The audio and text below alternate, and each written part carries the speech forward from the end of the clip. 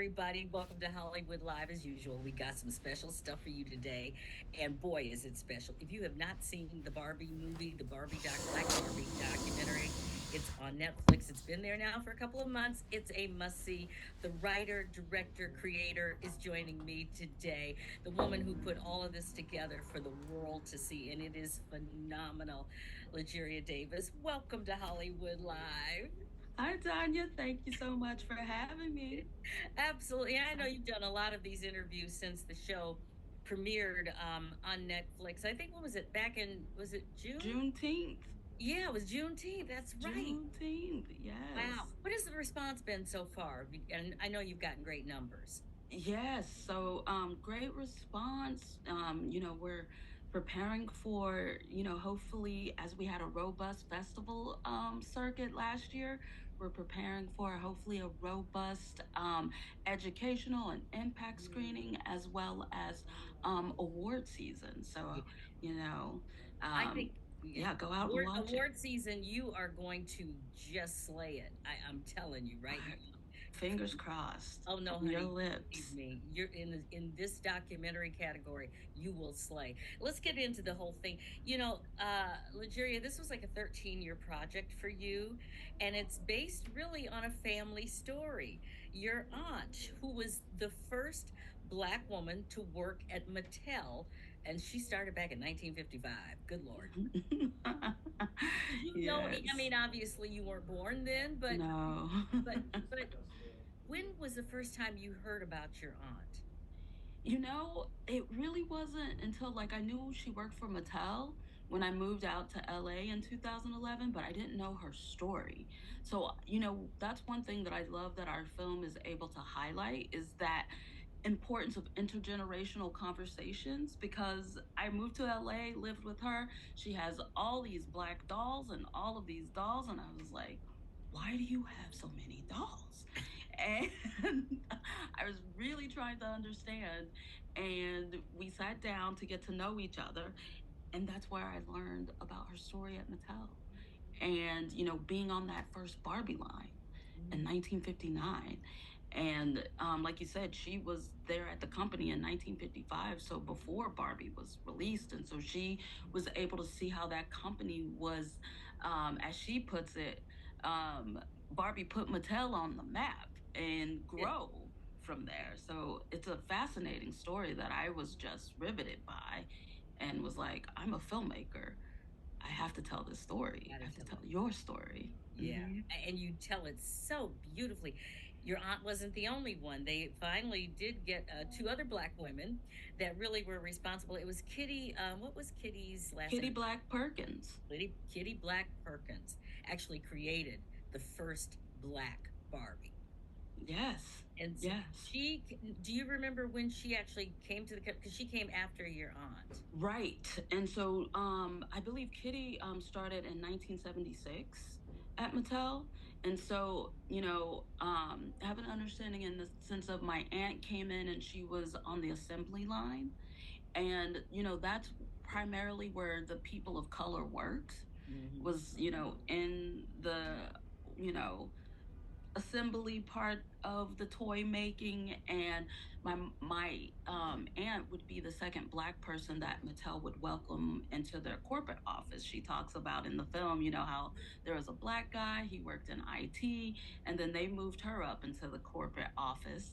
And then in 1976, you know as Patricia Turner says in our film, my aunt Beulah Mae Mitchell, kind of laid the groundwork for a kitty to be received and accepted into that space in a lead designer role. Like she was the lead Barbie designer um, for all of the Barbies and was there and was like, hey, why don't we have a black Barbie? Which is something my aunt had asked for previously. And other black workers on the assembly line was like, yeah, why not? And so it took a kitty and a lead designer role to be able to get that first black Barbie, which we finally saw in 1980. I was going to say it took till 1980 to get that, and Barbie had been around for a long time. Well, the whole thing, a lot of people, and the interest in Barbie is phenomenal. I mean, we saw what the movie did Yeah. last year. I mean, it was just, why is representation so important? Because, girls, I've been playing with dolls forever, and then it all of a sudden it hits somebody. Oh, we don't have anybody to play with that's our color that looks like us.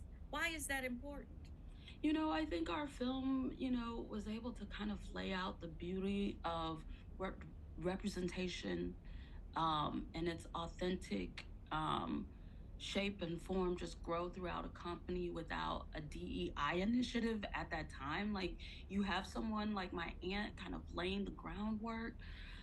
Then you have the Kitty that comes in and she slays it, you know, um, with Black Barbie, who they didn't really market well, but was able to rise above the cream of the crop, without that aid and assistance, which then inspired Mattel to, you know, allow Kitty to design the Shawnee line, a world of Black Barbies. And, guess what? With that, Kitty was featured in the LA Times. She became kind of like the face of Barbie, and Stacey McBride Irby, who was into that, saw someone like her, a Kitty, doing it. And her dad was like, "You should do that. You're really into it. This woman is doing it. That means you can do it." And um, Stacy goes to school and she majors and she cold calls Kitty. So many spoilers from the doc, but you should I know watch it's it because okay. it's such a beautiful demonstration of representation and how it can work. And Kitty mentoring Stacy, who would then go on to design the 30th anniversary, Black Barbie. Just rich in what it means to have representation. And I know we say it matters, but our film is able to really kind of show how Stacy seeing it and knowing that because she saw that, she could be it and do it too. Yeah. Um, and so just beautiful. So you didn't play with dolls when you were a little girl. Why didn't you didn't like dolls, or what was up with that? Yeah, like it's really interesting because I went into the film definitely not really looking or checking for dolls. And that was because I didn't like what I felt like dolls represented to me as a kid. Like baby dolls, it felt like I needed to be someone who was having babies and changing diapers and feeding them. And I was like, why is my toys like geared towards this? And my brother's over here just imagination with, you know, Transformers and Legos and, remote control cars and all of these great toys. And then Barbie comes out and that's kind of geared towards fashion. And I was like, I'm not really into fashion either. Um, but then once I started making Black Barbie, my character journey is like realizing the deeper issues that were underlying why I didn't play with dolls and couldn't see myself in dolls. And one of the things that took the project off of the shelf again and have me like start to push it back out again was the release of the first Shiro series that featured Ava DuVernay Mm-hmm. as a director. And I really thought about that and I was like, man, because I came to directing and writing in the industry a little later in life. And, it was me thinking in terms of if I had this Barbie to play with as a kid, then maybe that would have been different for me. Like maybe I would have sparked differently to the doll itself, and would have came to directing potentially a little earlier in life rather than later. So Things happen though when they're supposed to. that's Because true. when this happened, Shondaland got on board. Uh, Yes, you ma'am. can't, you cannot lose Yes, with Shonda. ma'am. You just cannot. Exactly. Period. End of story. Yes. What was it about the story? Well, I mean, that's almost a rhetorical question, but what was it that really got Shonda Rhimes interested in coming up and backing you up and putting this out there? I feel like we have an amazing team behind Black Barbie, from our producer, Aaliyah Williams, to Yes. our, yeah, executive producers in the way of Lindley Productions, Grace Slay, and Sumali Montano. And um, Sumali is an actress and is on Shonda's show, The Residents, and they were having a table read, and Sumali was wearing this shirt, this black Barbie shirt that Shonda saw and was like, "What is that? What's this?" I'm and Sumali was like, "You know, um, I executive produced a feature documentary that premiered at South by this year about the very first Black Barbie, and it's on the festival circuit now, doing really well." And Shonda's like, "I want to see that." And so, we were able to send it to her, and thankfully that sparked with her because it reminded her of her childhood and Yes. playing and imagining with Barbie, um, telling the stories that she would grow up to, tell. And so, um, that's how Shonda came to the um, Black Barbie team, and how we were able to move forward in a very wonderful and lovely and collaboratively creative way. If you would have asked me 13 years ago where this film would be and the people who would be involved, and to help usher it out into the world with Netflix, and um, I, I would laugh. I would say that would be the dream. And Yeah. so here we are with the project, living the dream. Living the dream, darling, as well as you should. It's interesting because 13 years is about the average amount of time, honestly, to get projects off the ground here. People don't understand how long it actually takes. But once it's out there, first of all, what has the reaction been from Mattel? Oh, Mattel has been great. You know, um, they have taken it on and away as you watch the film. They were able to, you know, add what they've been doing in the process to increase diversity and representation, not only within their, Barbie movies, their dolls, and behind the scenes with their designers. And so, you know, um, it's great to have an opportunity to have these conversations and try to move the needle a little further each time where that comes. Well, it's very interesting, and I say timing is everything. This movie comes out, and this is the year that we're going to get our first black female I president. Now, know. yeah, Ooh, we we thought, need that. We oh, need don't we need that. it? I think God's going to happen on this one. But all that being said, I wonder if they're in the process of trying to get in any case, they need a Kamala doll. Uh, That would be so delightful. And if, watching our film, we were petitioning for, because we had Auntie Maxine, yes. the wonderful and lovely representative Maxine Waters in the film. And we were like, we need um, a Auntie Maxine Black Barbie. And, we did put that in front of Mattel, and they did let us know that, they don't do dolls of actively sitting uh, Oh, politicians. really? Okay. Yes, so it'll have to wait until she's in retirement, and Yeah. I think that's how we're able to have the RGB doll, which is one of the first, I think, based on a political figure Yeah. doll. And so Oh, hopefully, interesting. I did not know that. You learn mhm. something every day. So we'll have to wait until after her second term is over, but that's okay. Yes, I love that. Put that second term The second out term is into over. the We'll wait. universe. Yeah, there we go. So, in all of this stuff and all the interviews you've done, because this has been out for a while. What is the one question people have not asked you that you've been wanting to answer? Um, you know, I think it's interesting to just kind of talk about Black Barbie being out there and making a big splash in the way that we need uh, the doc to do in order to help facilitate telling stories, about Black women by Black women for Black women, and that importance.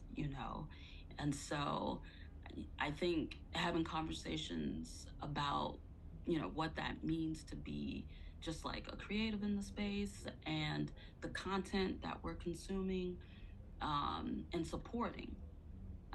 So it was very interesting, just kind of the making of Black Barbie and how the doc, how it paralleled to potentially like the making of the doll, some 45 years later almost.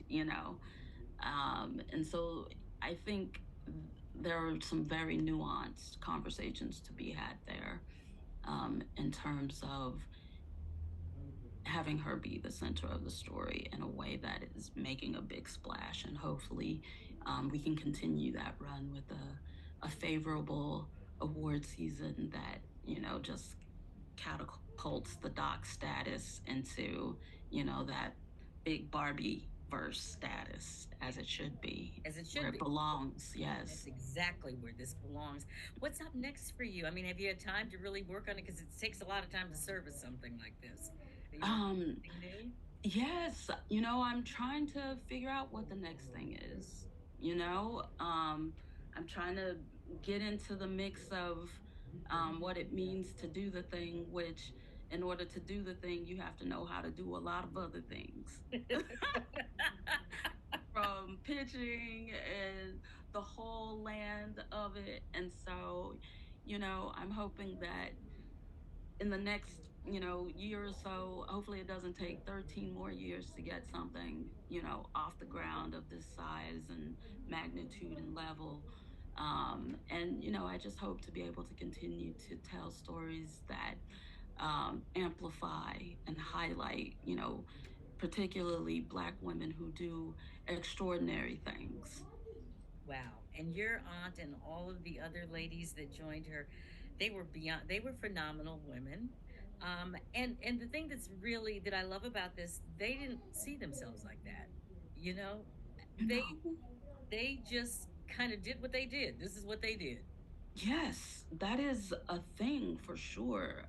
My aunt, to hear her talk about it, just having an understanding of this lived history and the way that she sees it. And the way that she sees it is she's just like, I'm a peon, you know.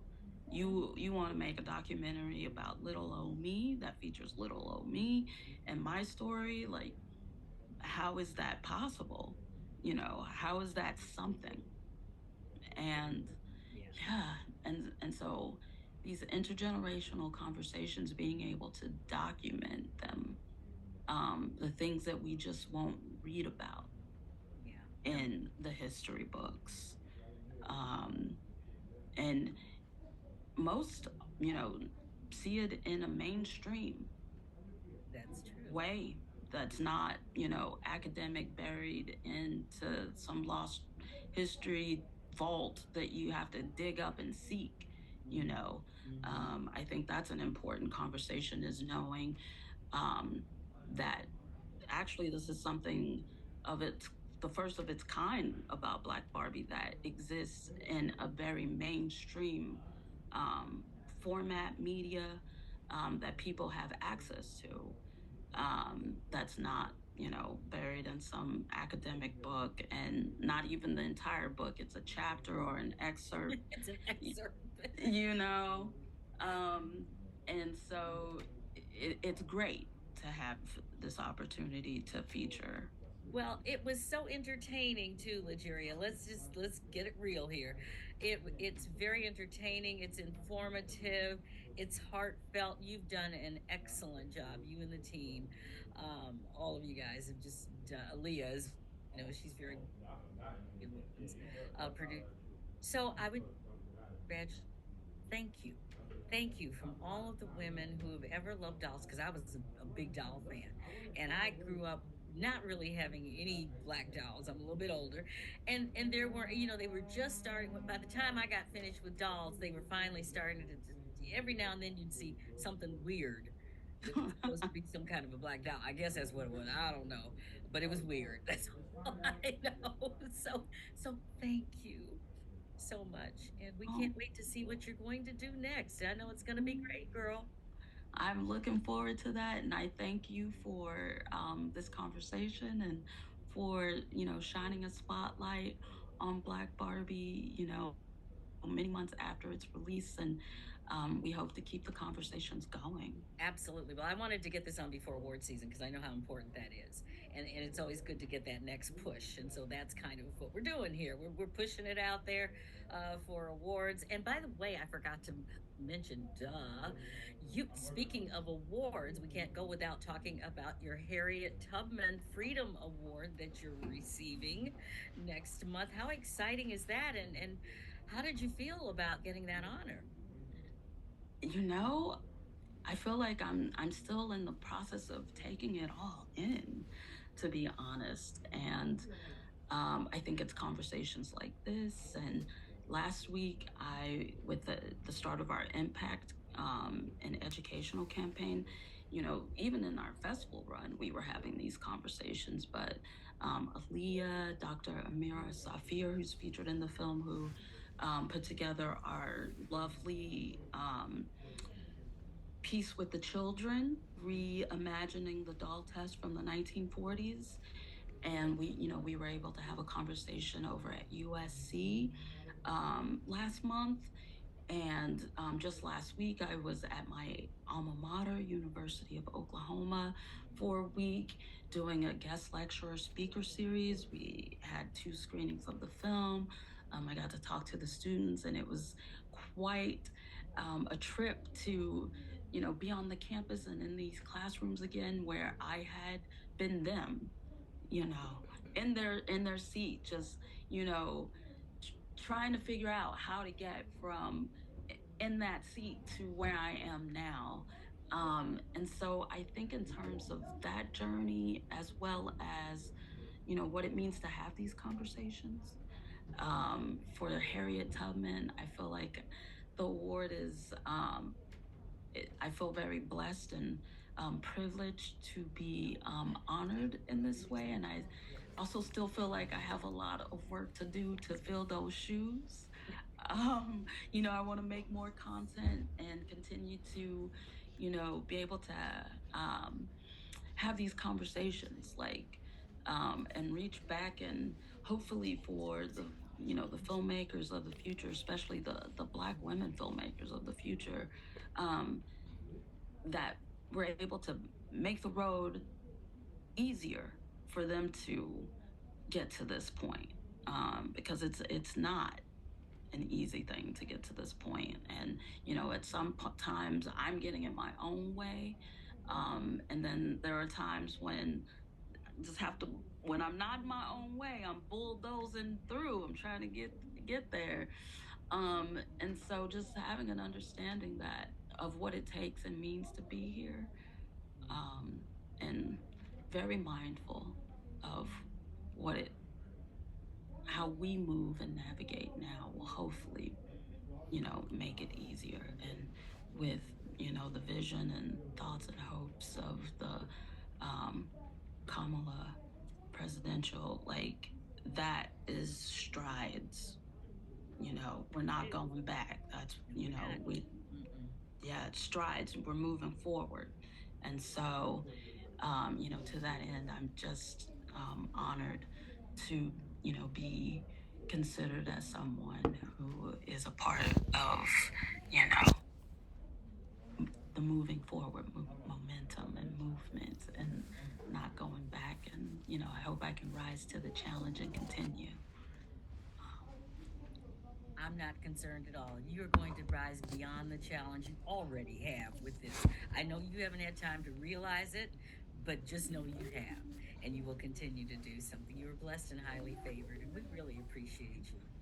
Appreciate you, these conversations, the wind beneath the wings, and hopefully, we are pouring into each other's cups, Yeah, you well, know. that's the way it works, and that's the way. But that's what Black women have always done. So listen, congratulations. I'll see you out there during award season on that red carpet, and we'll keep this going as long I as love it.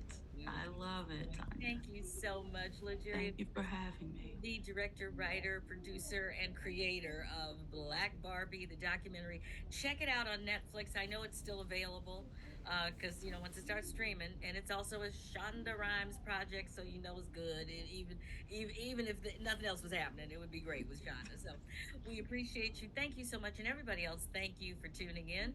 We always have great stuff for you here, and don't forget to take care of yourself and somebody else.